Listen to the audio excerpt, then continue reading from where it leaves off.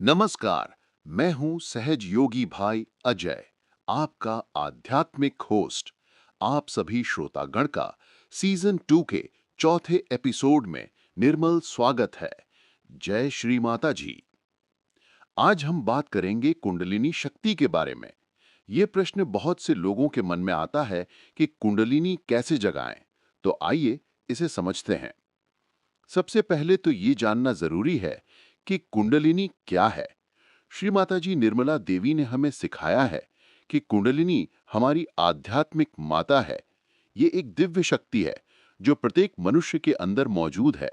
ये हमारी त्रिकास्थि में, मतलब रीढ़ की हड्डी के नीचे कुंडली मारकर बैठी हुई है।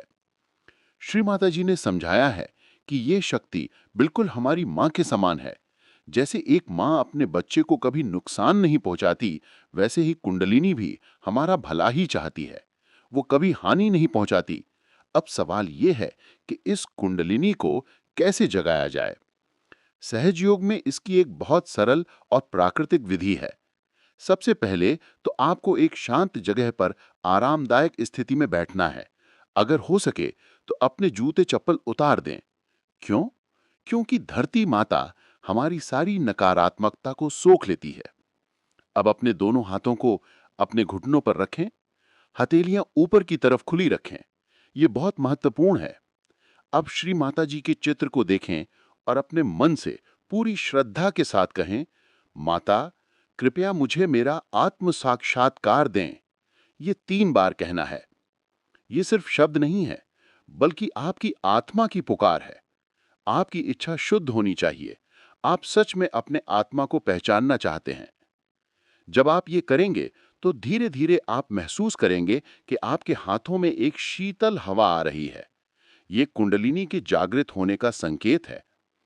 आप अपने सिर के ऊपर भी इस शीतल हवा को महसूस कर सकते हैं।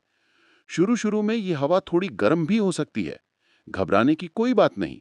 ये इसलिए होता है क्योंकि कुंडलिनी आपके चक्रों की सफाई कर रही होती है। थोड़ी देर बाद ये ठंडी हो जाएगी।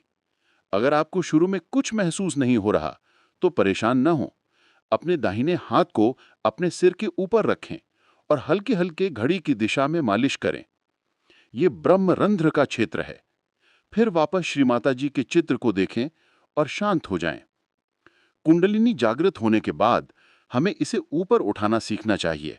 ये एक खास तकनीक है जो श्री माता जी ने हमें सिखाई है।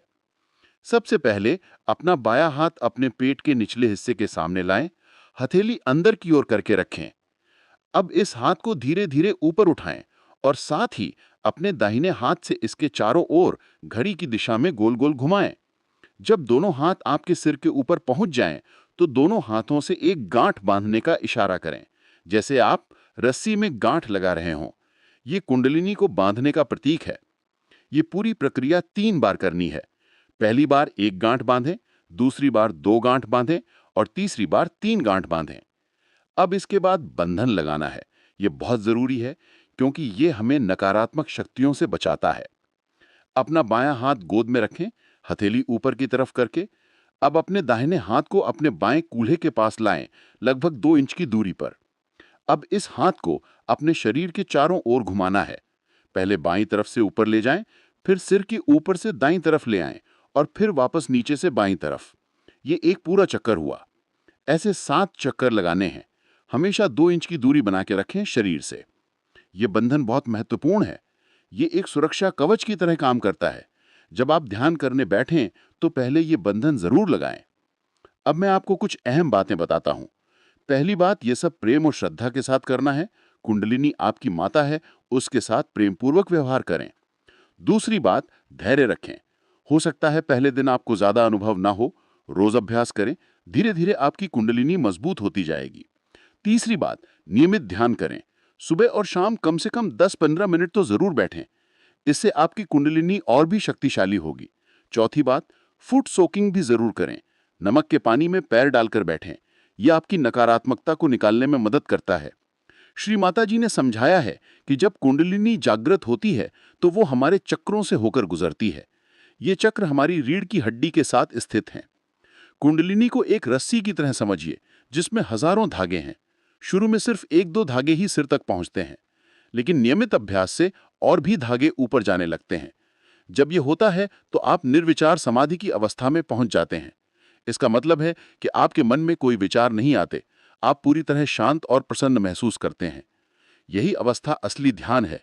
ये कोई कृत्रिम चीज नहीं है, बल्कि आपकी प्राकृतिक अवस्था है। श्री माता जी ने यह भी बताया है कि कुंडलिनी जागरण से आपको शारीरिक लाभ भी होते हैं। आपकी सेहत सुधरती है, मन शांत रहता है और आध्यात्मिक उन्नति होती है। लेकिन यह सब तभी संभव है जब आप नियमित अभ्यास करें। बस एक दो दिन करने से कुछ नहीं होगा। एक बात और, कुंडलिनी जागरण का मतलब ये नहीं है कि आप कोई जादूगर बन जाएंगे। ये तो आपको अपने असली स्वरूप से मिलाने की प्रक्रिया है। श्री माता ये हमेशा कहती थीं कि सहज योग में सब कुछ सहज है, मतलब आसान है। कोई कठिन तपस्या नहीं करनी, कोई पैसे नहीं देने, बस श्रद्धा और प्रेम से ये अभ्यास करना है। अगर आप सच्चे मन से ये सब करेंगे तो जरूर आपको अनुभव होगा। हो सकता है पहले दिन न हो, दूसरे दिन हो या फिर एक सप्ताह बाद। सबके साथ अलग अलग समय लगता है। मुख्य बात यह है कि आपकी इच्छा शुद्ध होनी चाहिए। आप सच में आत्म साक्षात्कार चाहते हैं या सिर्फ कौतूहल है? अगर सच्ची इच्छा है तो कुंडलिनी माता जरूर जागृत होंगी। जब एक बार आपको ये अनुभव हो जाए तो फिर आप समझ जाएंगे कि ये कितनी खुशी की बात है।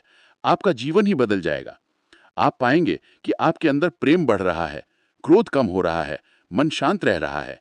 ये सब कुंडलिनी शक्ति का कमाल है। तो मेरी आप सभी से प्रार्थना है कि आप इस अभ्यास को जरूर करें। रोज कम से कम 10 मिनट तो बैठे ही श्री माता जी का फोटो देखकर उनसे प्रार्थना करके कुंडलिनी को जागृत करने की कोशिश करें।